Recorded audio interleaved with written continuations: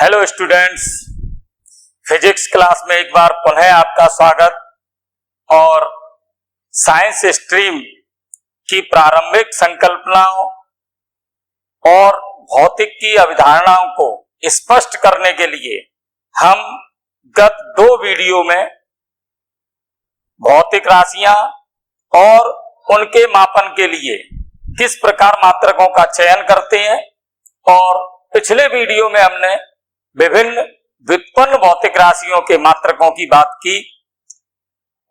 चूंकि व्युत्पन्न भौतिक राशियों के साथ साथ जैसा कि हमें पता है मूल भौतिक राशियां हमारे पास 7 थीं: लंबाई, द्रव्यमान, समय, विद्युत धारा, ताप, पदार्थ की मात्रा और प्रदीपन तीव्रता। इस प्रकार से जो 7 मूल भौतिक राशियां थी उनके हमने मात्रक भी देखे। और चूंकि हमारे पास मात्रक की पद्धतियां 3 थी, MKS, CGS और FPS, और उसके बाद MKS का परिवर्तित और संशोधित रूप SI, अंतरराष्ट्रीय पद्धति। तो हमने ये देखा किस प्रकार से हम मूल भौतिक राशियों के विभिन्न मात्रकों की बात कर रहे हैं। पूरक भौतिक राशियों के जो 2 मात्रक थे, तलीय कोण का रेडियन और ठोस कोण का स्टेरेडियन। व्युत्पन्न भौतिक राशियों में हमने पिछले मॉड्यूल में कई व्युत्पन्न भौतिक राशियों के मात्रकों की बात की। उससे आगे हम आज के इस मॉड्यूल में व्युत्पन्न भौतिक राशियों के मात्रकों की चर्चा करेंगे। इसके लिए सबसे पहले जैसा कि हमें पता है कि हमारे पास यांत्रिकी में 3 मूल भौतिक राशियां हैं: लंबाई, द्रव्यमान और समय। विद्युत की में उसमें एक और MKSA पद्धति में हमारे पास एक और मूल भौतिक राशि जुड़ जाती है जिसे हम कहते हैं विद्युत धारा, और उसका SI मात्रक एम्पियर। तो इससे आगे हम आज पुनः चर्चा शुरू कर रहे हैं व्युत्पन्न भौतिक राशियों के मात्रकों की। और इसके लिए मैं सबसे पहले 3 व्युत्पन्न भौतिक राशियां लिख रहा हूं, जिनमें पहली है रेखीय आवेश घनत्व, दूसरी पृष्ठ आवेश घनत्व और तीसरी आयतन आवेश घनत्व। ये 12th क्लास में आप पढ़ेंगे तीनों भौतिक राशियों को। हम यहां पर केवल चर्चा कर रहे हैं इनके मात्रकों की, और ये तीनों आपको देखने में भी लगभग समानता भी दिख रही है, इसलिए मैंने तीनों को एक साथ भी लिखा है।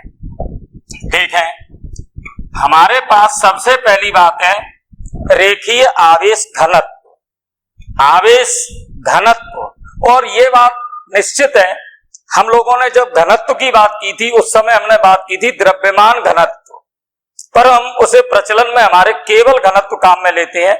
उसका सूत्र हमने देखा था द्रव्यमान अपॉन आयतन।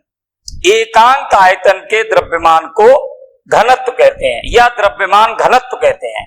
यहां हम जब आवेश घनत्व की बात कर रहे हैं तो निश्चित रूप से एकांक आयतन के आवेश को आवेश घनत्व कहते हैं। पर देखें तीनों में आगे अलग अलग कुछ चीजें लिखी हैं: रेखीय, पृष्ठीय, आयतन। तो निश्चित रूप से जैसे ही रेखीय की बात करेंगे आयतन के स्थान पर लंबाई, पृष्ठीय की बात करेंगे आयतन के स्थान पर पृष्ठीय क्षेत्रफल, और आयतन जब लिखा है तो स्पष्ट है आयतन।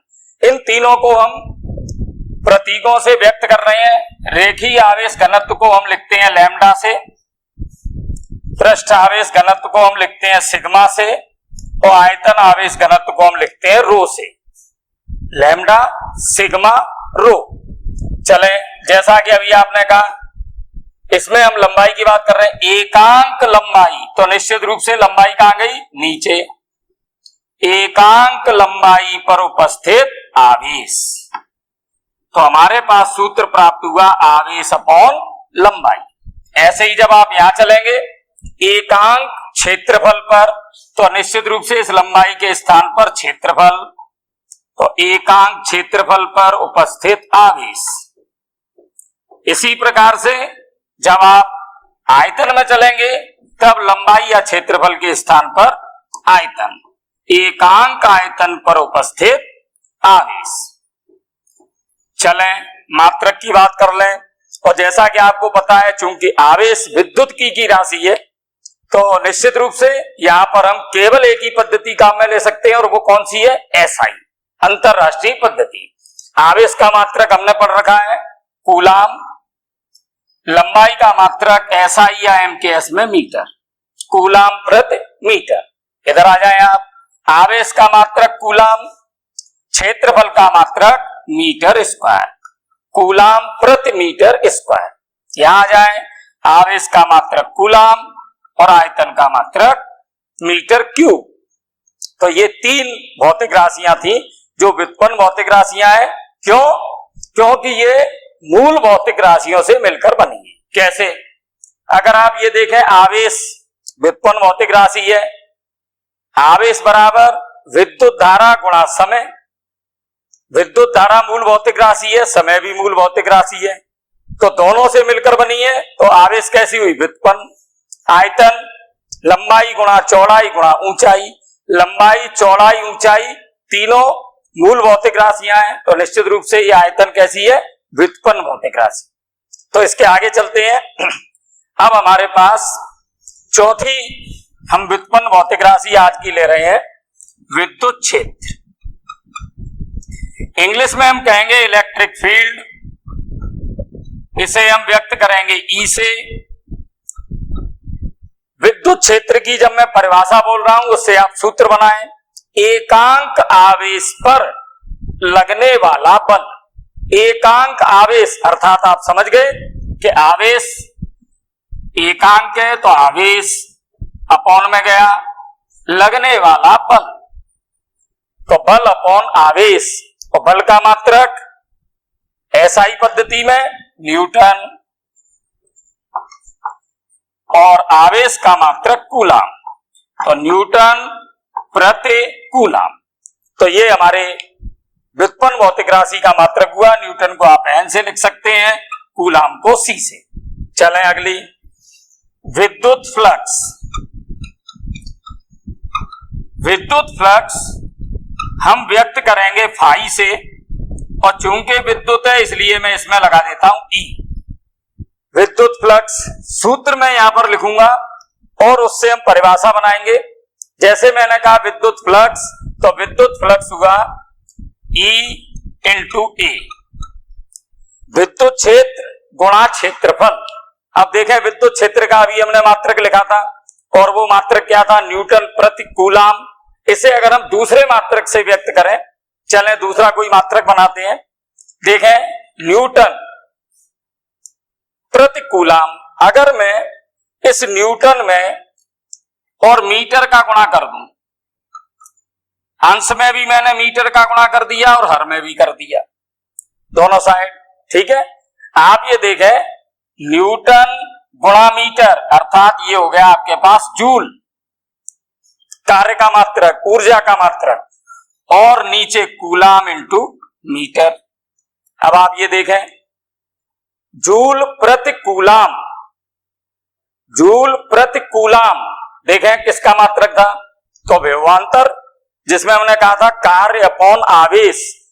तो ये जो मात्रक है, ये किसका मात्रक हुआ? विभवांतर। तो ये आपके पास आ गया वोल्ट, और नीचे आपके पास है मीटर, तो हम इसे लिख सकते हैं वोल्ट प्रति मीटर। क्लियर? चले यहां पर इसका मात्रक लिखते हैं। अगर मैं वोल्ट में लिखना चाहता हूं, तो ई का मात्रक मैं लिख रहा हूं वोल्ट प्रति मीटर। क्षेत्रफल का मात्रक मीटर स्क्वायर, 1 मीटर से 1 मीटर कैंसिल। विद्युत फ्लक्स का मात्रक आपको प्राप्त हुआ वोल्ट गुणा मीटर। तो ये विद्युत फ्लक्स का मात्रक आपके पास क्या आया है? वोल्ट गुणा मीटर। चलें अगली भौतिक राशि लें। अगली भौतिक राशि हम ले रहे हैं चुंबकीय फ्लक्स। चलें पहले ले लेते हैं चुंबकीय क्षेत्र। चुंबकीय क्षेत्र को हम व्यक्त कर रहे हैं बी से, मैग्नेटिक फील्ड। हम किसी भी सूत्र की सहायता से, परिभाषा की सहायता से, या किसी समीकरण की सहायता से किसी भी भौतिक राशि का मात्रक ज्ञात कर सकते हैं। जैसे मैं चुंबकीय क्षेत्र के लिए एक आपको नई विधि पर ले जा रहा हूं।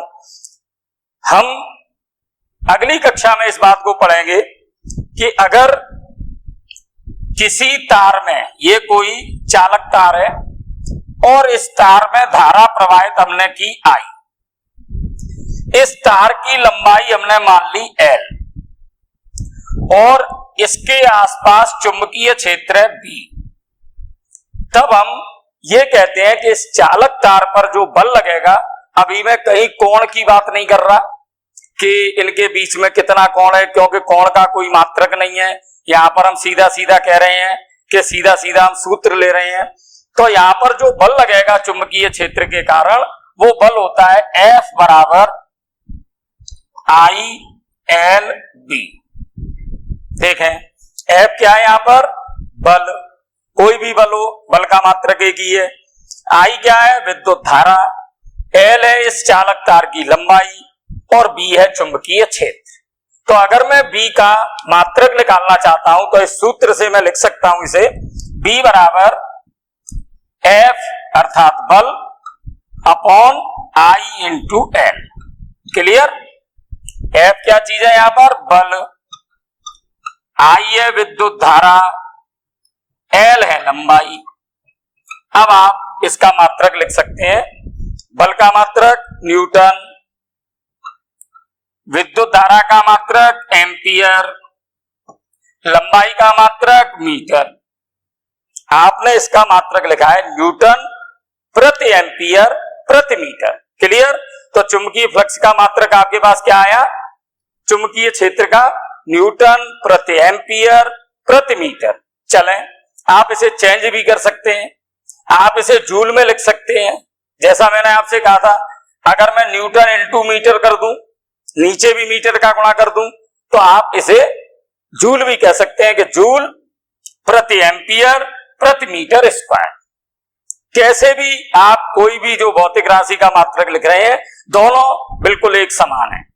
तो इसका मतलब ये जो नया मात्रक आपके पास आया है, इसका हमने नाम रख दिया एक नया, और वो नाम हमने रख दिया है वेबर। क्या नाम रखा, वेबर। तो चुंबकीय क्षेत्र का मात्रक, चले यहां से वेबर, और साथ में हम लिख रहे हैं मीटर स्क्वायर। चलें, वेबर से अगर मैं नहीं लिखना चाहता, केवल इससे ही लिखना चाहता हूं, तो वेबर इंटू मीटर स्क्वायर इस तरह से लिखना चाहते थे, छोड़ें। आप इसे वेबर प्रति मीटर स्क्वायर की जगह पर क्या लिखते हैं, सीधा टेस्ला। तो ये नया मात्रक आपके पास आ गया, क्या, टेस्ला। तो आप वेबर के हिसाब से भी लिख सकते हैं। जो वेबर अभी हमने पढ़ी नहीं थी, इसलिए मैंने वेबर का नाम यहां पर नहीं लिखा।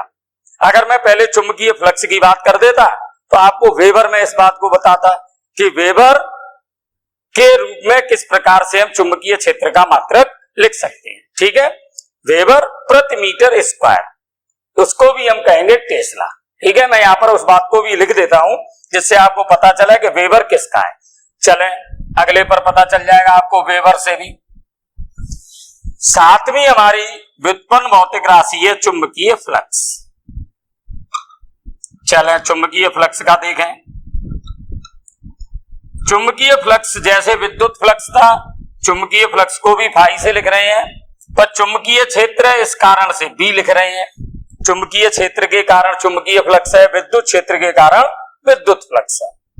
देखें, अभी मैंने एक बात आपसे कही थी, उस हिसाब से आप देखें, फाई बराबर चुंबकीय क्षेत्र इंटू क्षेत्रफल।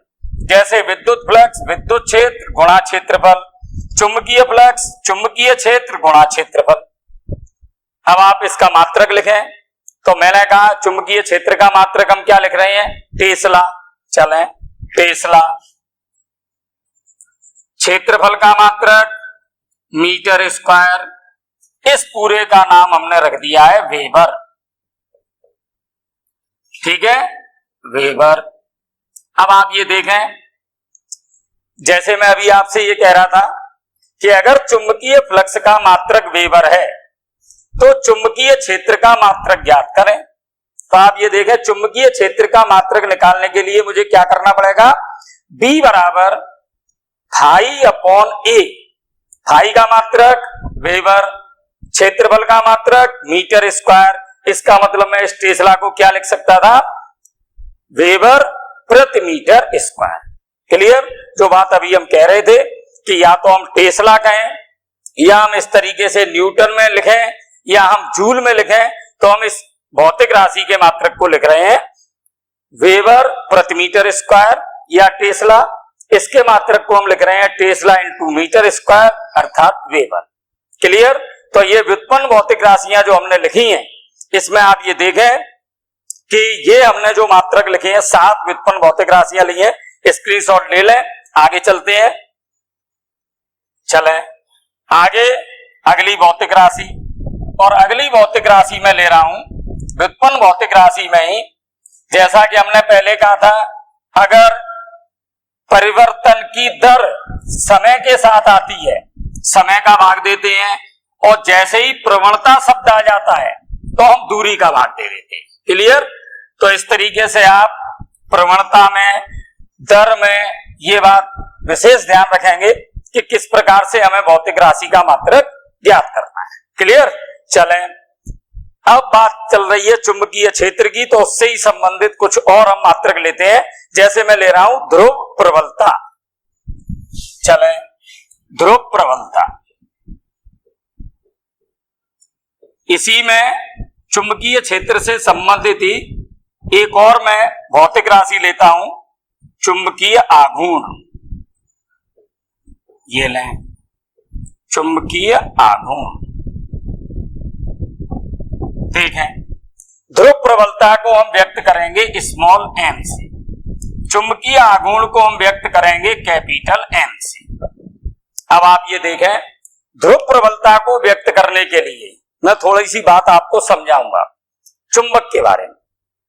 कोई भी जो चुंबक होती है, क्षण चुंबक है, उसमें 2 सिरे होते हैं। एक को हम कहते हैं उत्तरी ध्रुव और एक को कहते हैं दक्षिणी ध्रुव।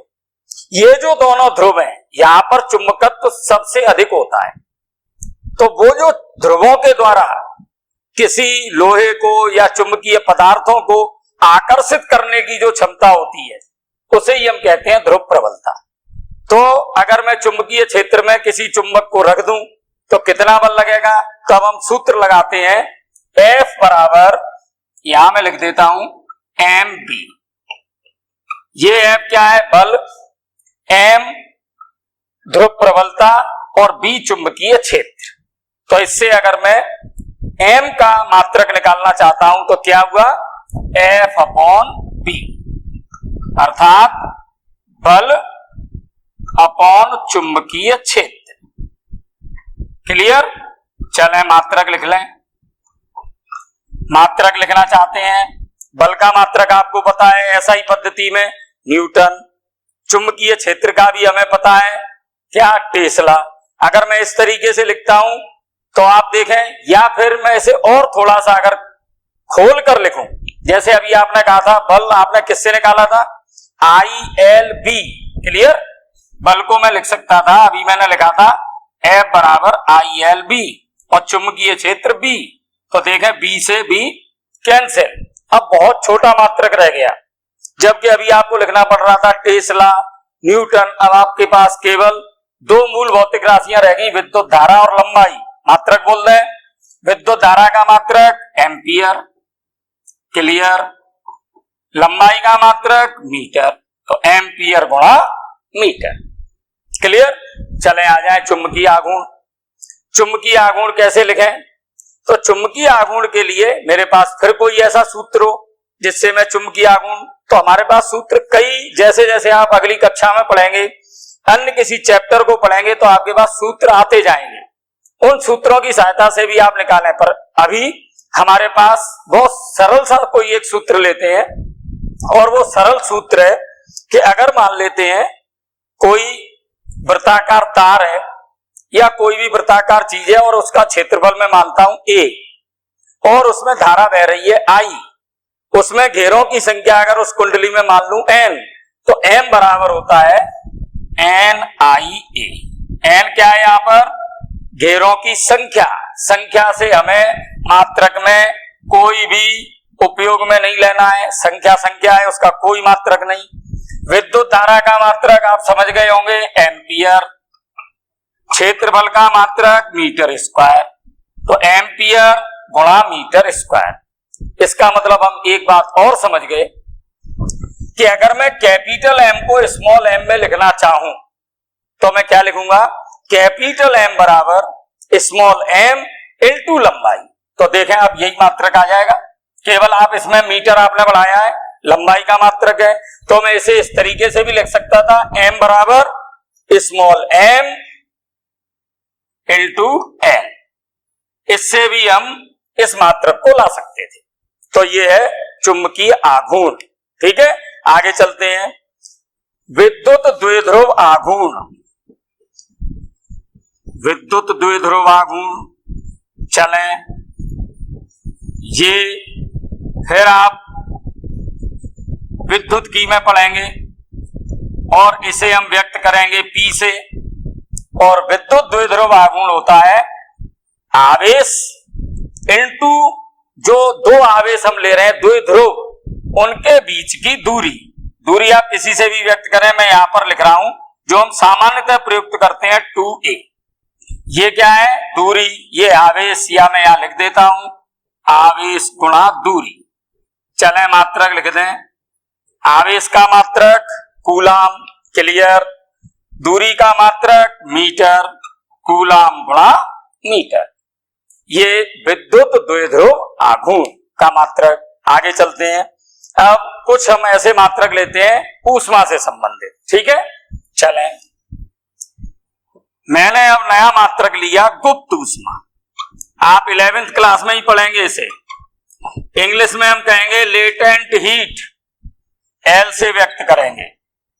एक और मैं ले रहा हूं विशिष्ट ऊष्मा, इंग्लिश में आप कहेंगे स्पेसिफिक हीट।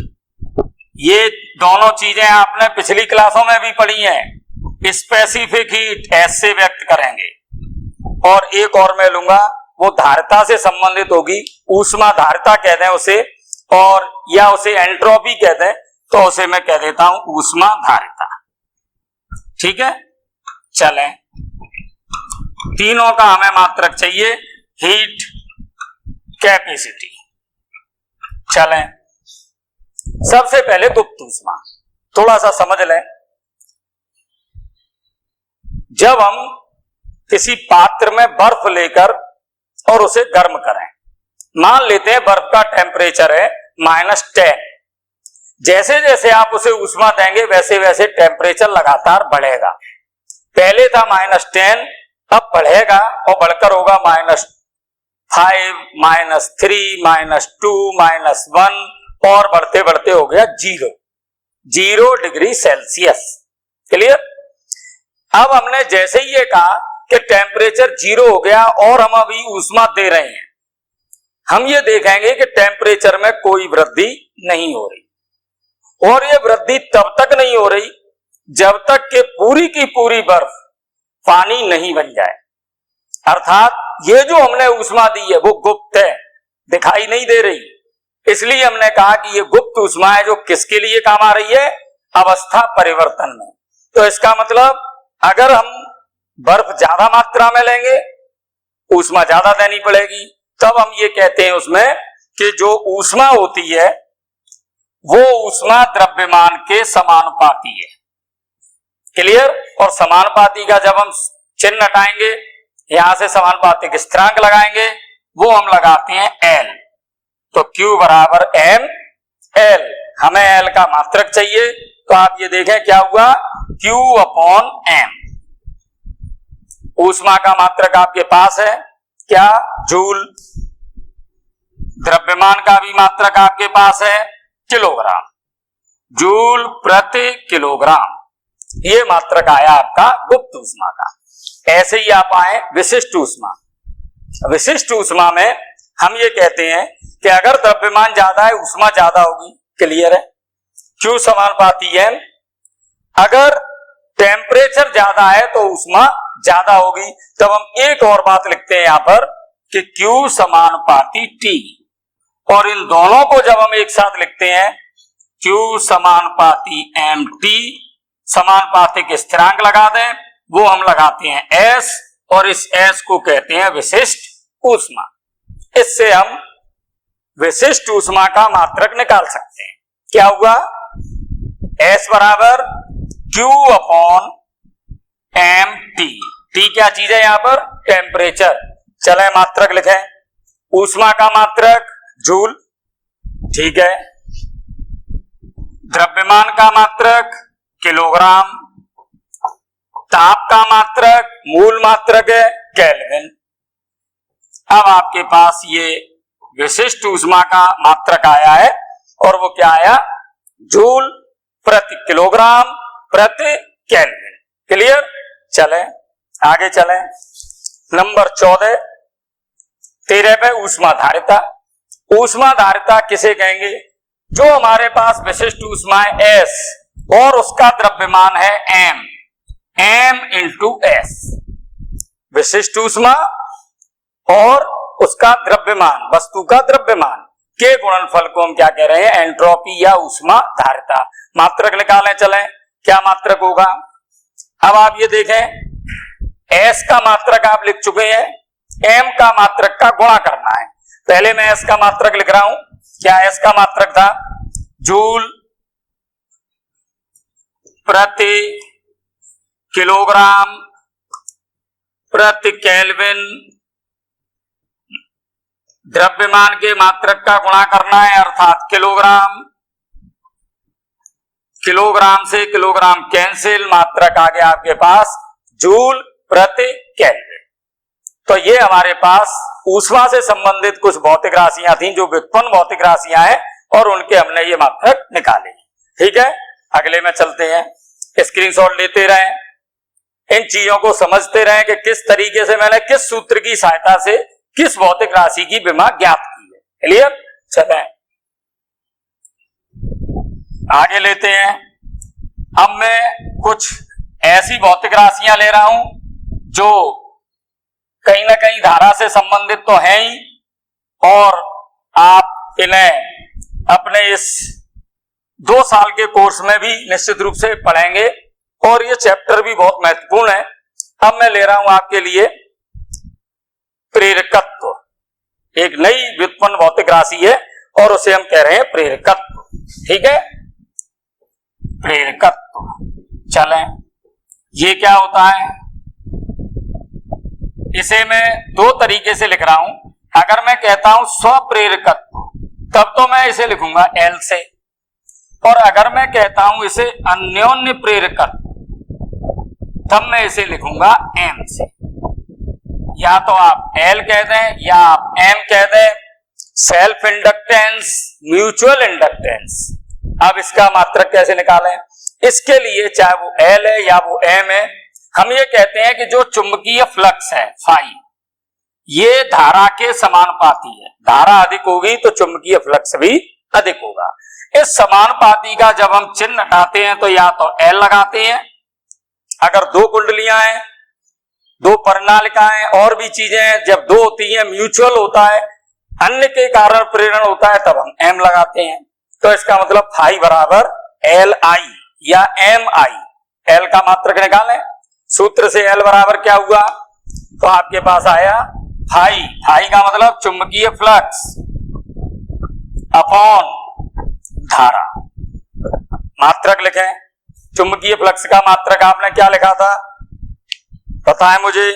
वेबर। बिल्कुल। विद्युत धारा का मात्रक एम्पियर। आपके पास एक मात्रक आ गया वेबर प्रति एम्पियर। क्लियर? तो वेबर प्रति एम्पियर, इसका हमने एक नया नाम दिया है, और इसे हम कह देते हैं हेनरी। क्या मात्रक है ये? हेनरी, ये मात्रक है। क्लियर? तो इस तरीके से प्रेरकत्व कहते हैं, स्वप्रेरकत्व कहते हैं, या अन्योन्य प्रेरकत्व। इसका हमारा व्युत्पन्न मात्रक प्राप्त हुआ है, वो है हेनरी। चलें आगे चलते हैं। 11th क्लास की मैं 3 भौतिक राशियां पुनः ले रहा हूं एक बार, और वो हमारे पास भौतिक राशि है। एक साथ में तीनों लिखूंगा, एक ही चैप्टर में आप उनको पढ़ेंगे। प्रतिबल, इंग्लिश में हम कहेंगे स्ट्रेस, विकृति इंग्लिश में हम कहेंगे स्ट्रेन, और तीसरा प्रत्यास्थता गुणांक। इंग्लिश में हम कहेंगे elasticity constant. Clear? Elasticity constant. ये तीन मैंने व्युत्पन्न भौतिक राशियां लिखी हैं। पहले आप इनका थोड़ा सा अर्थ समझें, उसके बाद हम मात्रक निकालेंगे। 11th में ही आप चैप्टर में ये पढ़ेंगे कि कुछ वस्तुएं ऐसी होती हैं जिन पर हम कुछ बल लगाएं और वो बाहरी बल कुछ समय के लिए लगाकर और फिर उस बल को हटा लें। अगर वो वस्तु प्रारंभिक स्थिति में आ जाती है, उसके आकार में, आकृति में किसी में कोई परिवर्तन नहीं होता है, तो हम ये कहते हैं ये पूर्णतः प्रत्यास्थ वस्तु है। क्लियर? प्रत्यास्थता का ये गुण होता है उस वस्तु का। जब हमने किसी वस्तु पर बल लगाया है तो उसके एकांक क्षेत्रफल पर जो हमने बल लगाया उस बल को हम कह देते हैं प्रतिबल। अर्थात जो क्षेत्रफल है अगर मैं ए मानूं और जो मैंने प्रतिक्रियात्मक बल लगाया है वो मैं एफ मानूं, तो हमारे पास प्रतिबल का जो मात्रक होगा वो हम किस सूत्र से निकालेंगे? बल अपॉन क्षेत्रफल। ठीक है? तो मैं प्रतिबल को लिख रहा हूं बल एफ अपॉन ए अर्थात क्षेत्रफल। ठीक है? चले मात्रक लिख सकते हैं। बल का मात्रक बोले क्या है? न्यूटन। ठीक है? क्षेत्रफल का मात्रक बोले मीटर स्क्वायर, तो न्यूटन प्रति मीटर स्क्वायर। ये मात्रक हो गया प्रतिबल का। अब आप आ जाए विकृति पर। मान लेते हैं कि कोई तार है, बहुत पतला तार है, और उस तार पर आपने कोई वजन लटकाया, कोई बल लगाया और कुछ समय लटका रहने के बाद उसे हटा दिया, तो आप ये देखेंगे तार की लंबाई में कुछ वृद्धि होगी। तो हम ये कहेंगे इस लंबाई में विकृति आ गई। या अगर क्षेत्रफल पर आपने बल लगाया और क्षेत्रफल में कुछ विकृति आ गई या आयतन में विकृति आ गई, तीनों तरह की विकृतियों में हम ये कहेंगे कि विकृति निकलेगी कैसे? तो हम ये कहते हैं कि आप इसे इस तरह से निकालें, लंबाई के संदर्भ में क्षेत्रफल, आयतन, कुछ भी। तो मैं लंबाई के में लिख रहा हूं, तो मैं लिखूंगा लंबाई में परिवर्तन अपॉन प्रारंभिक लंबाई। या क्षेत्रफल में भी लिख सकता था मैं, क्षेत्रफल में परिवर्तन अपॉन प्रारंभिक क्षेत्रफल। क्लियर? एक ही बात है, क्योंकि हमारा मात्रक में कोई परिवर्तन नहीं होगा। अब आप ये देखें लंबाई में परिवर्तन अर्थात लंबाई का मात्रक एसआई पद्धति में मीटर, प्रारंभिक लंबाई एसआई पद्धति में मीटर, दोनों मात्रक लंबाई के हैं, मीटर से मीटर कैंसिल, अर्थात इसका कोई मात्रक नहीं होगा, ये मात्रक रहित है। आप देख रहे हैं कई ऐसी भौतिक राशियां हैं जिनके कोई मात्रक नहीं आ रहे, जैसे हमने ये पहली लिखी है, और ये ऐसी ही एक और जिसमें कोई मात्रक नहीं हो, मैं आगे लिख देता हूं, इसी के साथ हम उसे ले लेते हैं अपवर्तनांक। ये आपने 10th क्लास में पढ़ा। इसे हम n से भी लिख देते हैं और म्यू से भी लिख देते हैं। किस तरीके से निकालते हैं हम अपवर्तनांक?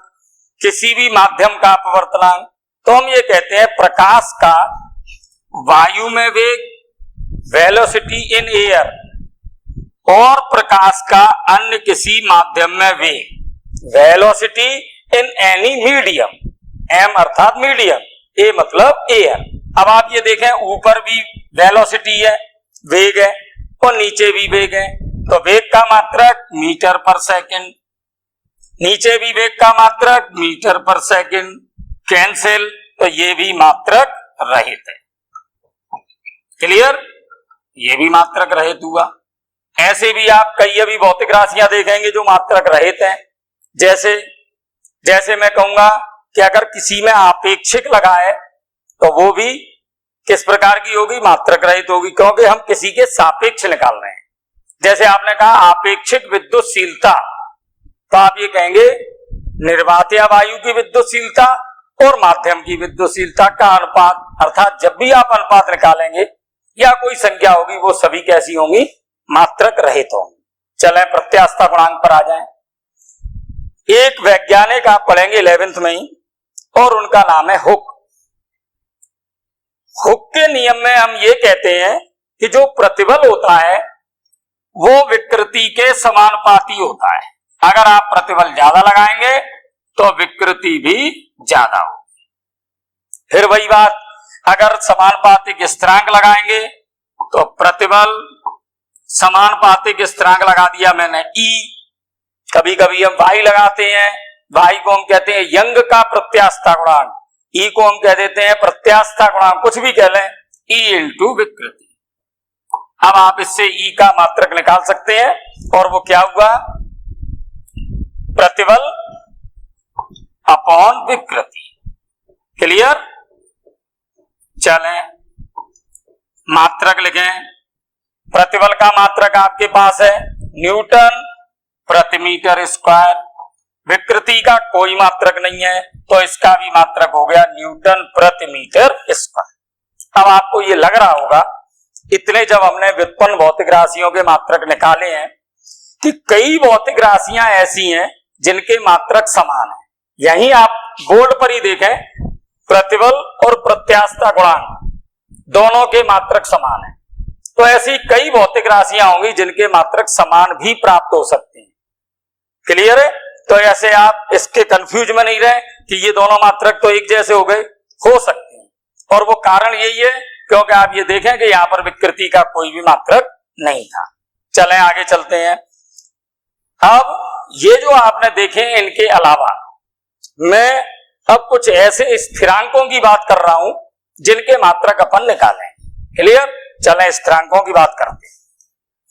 ये आप स्क्रीनशॉट लें और मैं अब स्थिरांकों की कुछ बात करता हूं कि स्थिरांकों के हम मात्रक कैसे निकालें। ठीक है? चल स्थिरांक ले लें। सबसे पहले मैं आपकी 11th क्लास का ही एक ले रहा हूं और वो चैप्टर आप पढ़ेंगे 11th क्लास में ही, गुरुत्वाकर्षण। उस गुरुत्वाकर्षण के लिए मैं जो अगला मात्रक ले रहा हूं वो व्युत्पन्न भौतिक राशि है गुरुत्वाकर्षण नियतांक या गुरुत्वाकर्षण स्थिरांक, एक ही बात है। ठीक है? इसे हम लिखेंगे ग्रेविटेशनल कांस्टेंट, इसे मैं लिख रहा हूं G से। ठीक? मात्रक G। कैसे? न्यूटन ने ऐसा क्या नियम दिया जिसके आधार पर इसका मात्रक हम निकालेंगे? तो थोड़ा सा आप न्यूटन के नियम को समझ लें जिससे हम मात्रक निकालने में सहजता हो। क्या है? न्यूटन ये कहते हैं कि प्रकृति में अगर कोई दो वस्तु हैं, दो कण हैं, तो ये एक दूसरे पर बल लगाएंगे। ठीक है? जैसे पृथ्वी सूर्य पर लगाएगी, सूर्य पृथ्वी पर लगाएगा, चंद्रमा पृथ्वी पर लगाएगा, पृथ्वी चंद्रमा पर, हर एक वस्तु दूसरी वस्तु पर बल लगाएगी। उस बल को हम कह रहे हैं गुरुत्वाकर्षण बल। तो वो एक नियम देते हैं कि अगर मान लो दो वस्तु हैं जिनके द्रव्यमान m1 और m2 है और इनके बीच की दूरी r है, तो न्यूटन के नियम से हम ये कहते हैं कि जो बल होगा, इनके बीच में जो बल लगेगा वो दोनों कणों के द्रव्यमान के गुणनफल के समानुपाती होगा। द्रव्यमान ज्यादा होगा तो बल ज्यादा होगा। नंबर 2 हम ये कहते हैं ये जो दूरी है इनके बीच की उसके वर्ग के व्युत्क्रमानुपाती होगा। तो मैंने नीचे लिख दिया 1/r² लिख दिया। समानुपाती का जैसे ही आप स्थिरांक लगाएंगे उस स्थिरांक को हम कहेंगे गुरुत्वाकर्षण नियतांक। ये मैंने सूत्र लिखा है जिसके आधार पर आप गुरुत्वाकर्षण स्थिरांक या नियतांक का मात्रक निकाल सकते हैं। चले निकालें। G बराबर F r² upon m1 into m2। F क्या है? यहां पर बल, बल का मात्रक न्यूटन। r दूरी, दूरी का मात्रक मीटर, स्क्वायर है तो स्क्वायर। द्रव्यमान का मात्रक SI किलोग्राम, ये भी द्रव्यमान, ये भी द्रव्यमान, kilogram into kilogram, kilogram square. तो आपके पास गुरुत्वाकर्षण नियतांक का मात्रक आया न्यूटन मीटर स्क्वायर प्रति किलोग्राम स्क्वायर।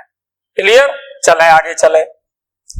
एक दूसरा फिर स्थिरांक लेते हैं और वो है कूलाम स्थिरांक या कूलाम नियतांक एक ही बात है, स्थिरांक कह दें नियतांक कह दें, इसे हम लिखते हैं के से। ठीक है, फिर बिल्कुल उसी नियम पर आप आ जाएं। अब कूलाम ने नियम दिया, ये तो न्यूटन का था। कूलाम क्या कहते हैं, वो ये कह रहे हैं कि अगर इन द्रव्यमानों के स्थान पर आप ले लें आवेश, ये Q1 ये Q2 और दूरी R, नियम क्या कह रहा है, कूलाम बिल्कुल उसी तरीके से कह रहे हैं कि ये जो इनके बीच में बल लगेगा आवेशों के बीच में, वो बल F समानुपाती होगा दोनों आवेशों के गुणनफल के, जैसे द्रव्यमानों का गुणनफल आवेशों का गुणनफल, और दूरी के वर्ग के व्युत्क्रमानुपाती। समानुपातिक स्थिरांक लगाएं और ये समानुपातिक स्थिरांक हमने लगाया के, इसे ही हम कहते हैं कूलाम कांस्टेंट, कूलाम स्थिरांक, कूलाम नियतांक। चले, इस सूत्र से आप किसका मात्रक निकाल सकते हैं, अब कूलाम नियतांक का निकालें। के बराबर F R square upon Q1 into Q2, मात्रक लिखें। F बल, बल का मात्रक SI में न्यूटन, R दूरी, दूरी का मात्रक मीटर स्क्वायर, Q आवेश का मात्रक coulomb, coulomb into coulomb, coulomb square, newton metre square प्रति कूलाम स्क्वायर।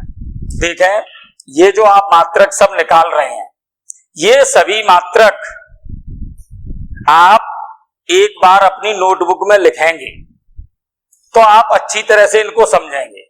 आप इसके लिए टेलीग्राम ऐप पर भी जाकर जो मैंने नोट्स लिख रखे हैं उनको भी आप कलेक्ट करें और उन्हें आप अपनी नोटबुक में लिखेंगे, तब आप ये समझ जाएंगे किस तरीके से ये निकाला गया है।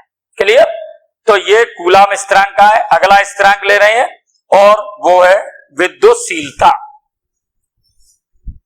विद्युतशीलता, चलें, विद्युतशीलता हम लिखेंगे एप्सिलॉन, अगर एप्सिलॉन नॉट लिख रहा हूं अर्थात ये निर्वातीय वायु की है और केवल एप्सिलॉन लिख रहा हूं वो माध्यम की है, मात्रक यहां पर केवल एक ही है, इसलिए मैं निर्वात की लिखूं या माध्यम की एक ही बात है।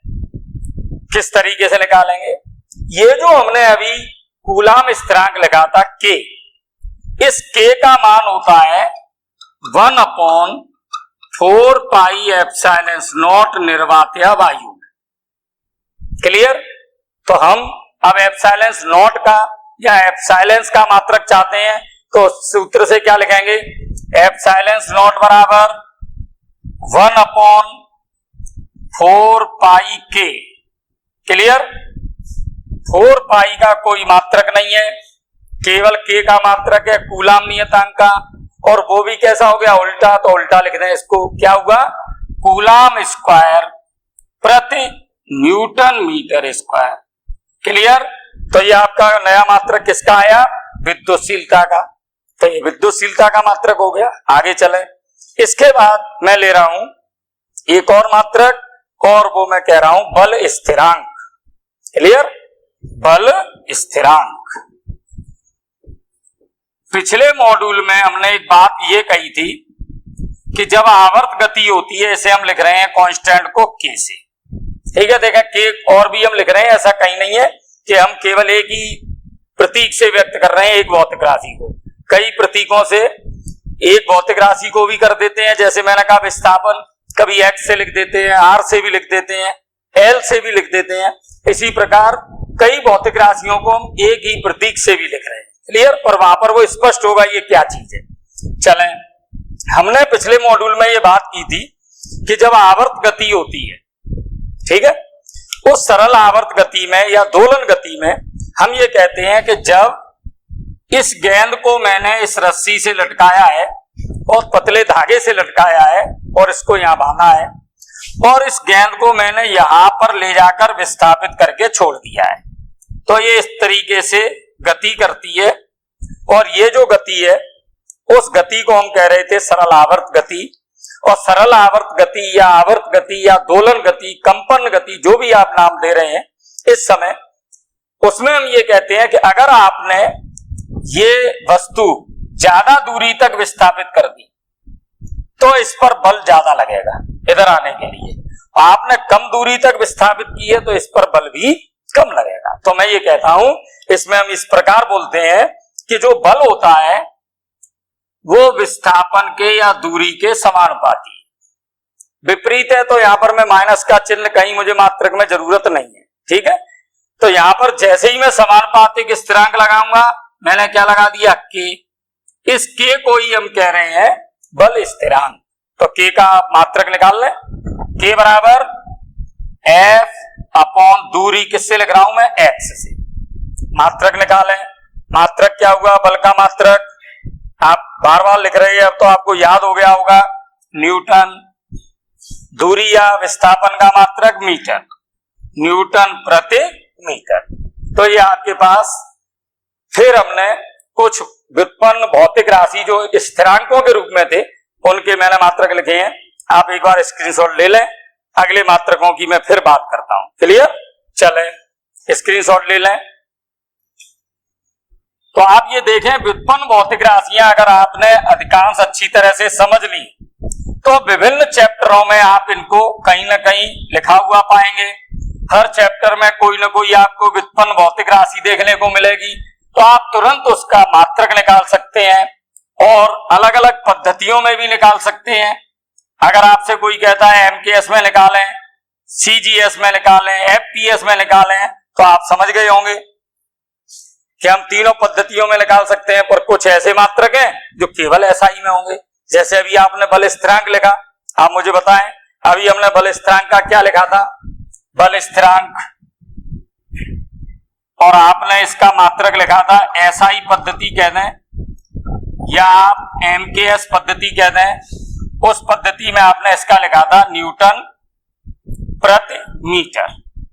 Clear, F upon x. अगर मैं इसे सीजीएस में लिखना चाहूं तब न्यूटन के स्थान पर क्या आएगा, डायन, मीटर के स्थान पर सेंटीमीटर। ये सीजीएस पद्धति है। अगर आप एफपीएस में लिखना चाहें तब डायन के स्थान पर क्या आएगा, पाउंडल, और सेंटीमीटर के स्थान पर फुट। तो ये मात्रक आपके अलग अलग पद्धतियों में भी हो गए, तो इस तरीके से आप बदल भी सकते हैं। क्लियर, चलें आगे चलते हैं। अब हम अगली भौतिक राशि ले रहे हैं और वो है बोल्ट्जमान स्थिरांक। बोल्ट्जमान स्थिरांक कह दें, बोल्ट्जमान नियतांक कह दें, एक ही बात। इसे भी मैं लिख रहा हूं के से। किस तरीके से आप व्यक्त करेंगे, ऊर्जा या ऊष्मा वाले चैप्टर में कैसे पढ़ेंगे। तो हम ये जानते हैं कि अगर किसी वस्तु का ताप अधिक है, टेम्परेचर ज्यादा है, तो उसमें ऊर्जा भी, ऊष्मा भी ज्यादा होगी। क्लियर, तो हम ये कहते हैं कि जो ऊष्मा होती है वो ताप के समानुपाती है। ताप अधिक, ऊष्मा अधिक, ऊर्जा अधिक, और जब समानुपातिक स्थिरांक लगाऊंगा वो मैंने लगा दिया के, और इस के को ही हम क्या कह रहे हैं, बोल्ट्जमान स्थिरांक। चले मात्रक निकाल लें, के बराबर ऊर्जा E अपॉन टेम्परेचर T। ऊर्जा का मात्रक लिखे, ऊष्मा का जूल प्रति, और टेम्परेचर का केल्विन, जूल प्रति केल्विन। तो ये मात्रक आपके पास किसका आया, बोल्ट्जमान स्थिरांक, बोल्ट्जमान नियतांक। क्लियर, चले आगे अगला मात्रक ले रहे हैं, और अब अगला मात्रक हम ले रहे हैं व्युत्पन्न स्थिरांक में, और वो लेंगे प्लांक स्थिरांक। ठीक, प्लांक स्थिरांक। चलें, वैज्ञानिक का नाम प्लांक है, वैज्ञानिक का नाम बोल्ट्जमान है। इस तरीके के स्थिरांक हम देखेंगे। यहां पर फिर एक बार आप आए, अगर कोई कण है और उस कण पे ऊर्जा ज्यादा है तो हमें यह पता है कि वो कण अधिक तेजी से कंपन करेगा। तेजी से कंपन का मतलब आप सीधा सीधा विज्ञान की भाषा में ये समझे कि एक सेकंड में जो वो कंपन कर रहा है वो संख्या अधिक होगी। और हमने कहा था एक सेकंड में होने वाले कंपनों की संख्या को आवृत्ति कहते हैं। क्लियर, तो ये हम ये कहते हैं कि जो हमारे पास ऊर्जा है वो आवृत्ति के समानुपाती है। आवृत्ति मैंने यहां लिखी है किससे? न्यू, इसे हम कहते हैं न्यू। क्लियर? चले, ऊर्जा किसके समानुपाती है? आवृत्ति के। ये आवृत्ति को हम न्यू से व्यक्त कर रहे हैं, एफ से भी व्यक्त करते हैं, एन से भी व्यक्त करते हैं। तो यहां मैंने ऊर्जा किसकी लिखी? न्यू से। ठीक है, प्रकाश की ऊर्जा है तो न्यू से।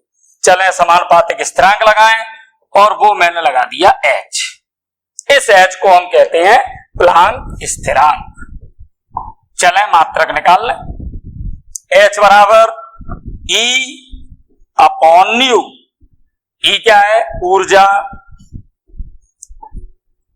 न्यू क्या है? आवृत्ति। ऊर्जा का मात्रक, कार्य का मात्रक एक ही है और वो क्या था? जूल। क्लियर? तो यहां पे भी आपने ऊर्जा का लिखा है, कार्य का, ऊष्मा का, सबका एक ही है, जूल। ये लें जूल। और आप ये देखें आवृत्ति कैसे निकाली थी हमने, याद करें पिछले मॉड्यूल में, 1 अपॉन आवर्तकाल। आवर्तकाल मतलब समय, 1/समय, और समय का मात्रक सेकंड। 1 अपॉन सेकंड, तो 1 अपॉन सेकंड का मतलब सेकंड कहां गया? ऊपर। तो ये हो गया जूल इंटू सेकंड। तो ये किसका मात्रक निकला? प्लांक स्थिरांक, प्लांक कांस्टेंट। क्लियर? चले आगे। 11th क्लास में पुनः आप एक स्थिरांक और पढ़ेंगे और वो है श्यानता गुणांक। ये क्या चीज है?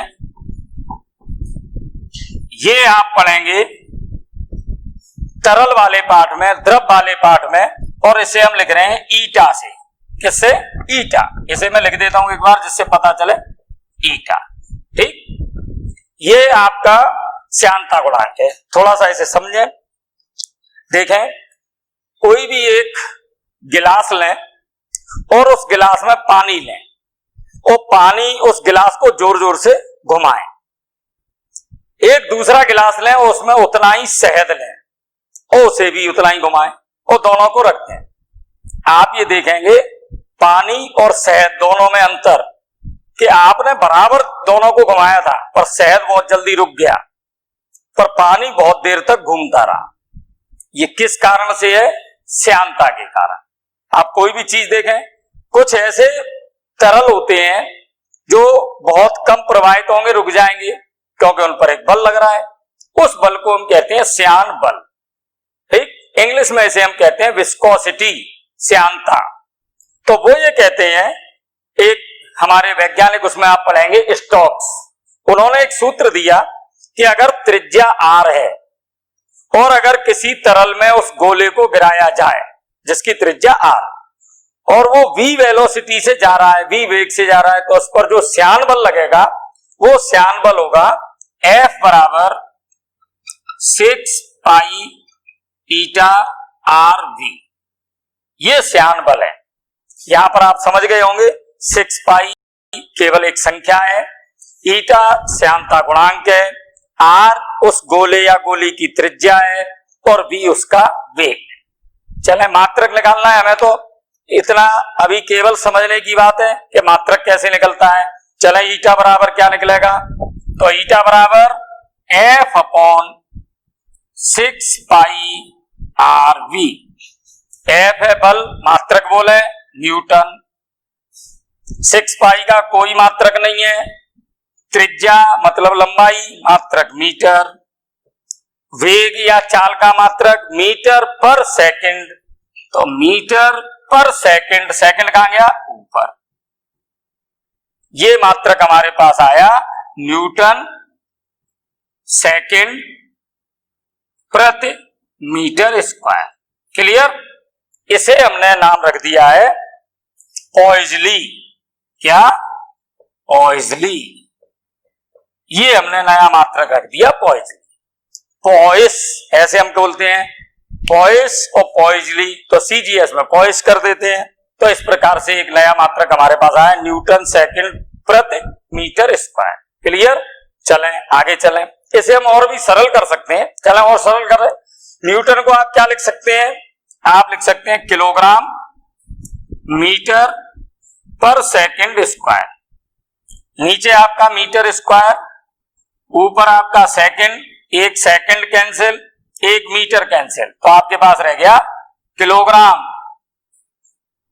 प्रति मीटर प्रति सेकंड। इसका नाम आपने रख दिया पॉइसन। आप देखें कितने तरीके से हमने इसे लिखा है, न्यूटन सेकंड प्रति मीटर स्क्वायर, या हमने इस तरीके से लिखकर इसे कैंसिल करके इसे लिख दिया। तो आप किसी भी तरीके से मात्रक को लिख सकते हैं। अधिकांश आप ये प्रयास करें कि किसी भी व्युत्पन्न मात्रक को जहां तक प्रयास हो आप मूल मात्रकों में लिखें। देखें, किलोग्राम मूल मात्रक है द्रव्यमान का, मीटर मूल मात्रक है लंबाई का, और सेकंड मूल मात्रक है समय का। क्लियर? तो इसका भी आप स्क्रीनशॉट ले लें और उसके बाद कुछ और भौतिक राशियों की बात कर लें। और ये भौतिक राशियां अगर आप एक बार अच्छी तरह से समझते हैं तो मैं समझता हूं ये फिजिक्स बहुत ही आसान आप लोगों के लिए होने वाली है। इसलिए आप एक बार ऐसे अच्छी तरह से देखें, लिखें और फिर एक बार पुनः देखें, जिससे आपको ये क्लियर हो जाए। वीडियो को पॉज कर करके देखें, रोक दिया करें फिर देखें, जिससे आप लगातार उस चीज को 2-3 बार जब देखेंगे तो आपके समझ में आने लगेगी। क्लियर? चलें एक और लेते हैं, आगे लें। अब मैं 11th क्लास का ही फिर एक व्युत्पन्न भौतिक राशि ले रहा हूं और वो व्युत्पन्न भौतिक राशि है उत्सर्जन क्षमता। क्लियर? अगली व्युत्पन्न भौतिक राशि मैंने ली है उत्सर्जन क्षमता। चले, उत्सर्जन क्षमता इंग्लिश में कहेंगे इमिशन पावर। इमिशन ई से स्टार्ट हो रहा है तो ई से लिख देंगे। मात्रक कैसे निकालें? तो आप जब किसी भी वस्तु के पृष्ठ से कोई विकिरण उत्सर्जित होते हैं उस समय हम इस शब्द को प्रयुक्त करते हैं उत्सर्जन क्षमता। क्या? उस वस्तु के पृष्ठ से एकांक क्षेत्रफल से, ठीक, एकांक समय में उत्सर्जित विकिरण की मात्रा, उसे हम कहते हैं उत्सर्जन क्षमता। अर्थात एकांक क्षेत्रफल से, क्षेत्रफल नीचे लिख देंगे, एकांक समय में समय नीचे लिख देंगे, और जितनी ऊर्जा उसमें से उत्सर्जित हो रही है तो आप इसे कैसे कह रहे हैं? एकांक क्षेत्रफल से तो क्षेत्रफल नीचे, एकांक समय में तो समय भी नीचे, उत्सर्जित ऊर्जा विकिरण तो ऊर्जा मैंने लिख दी यहां।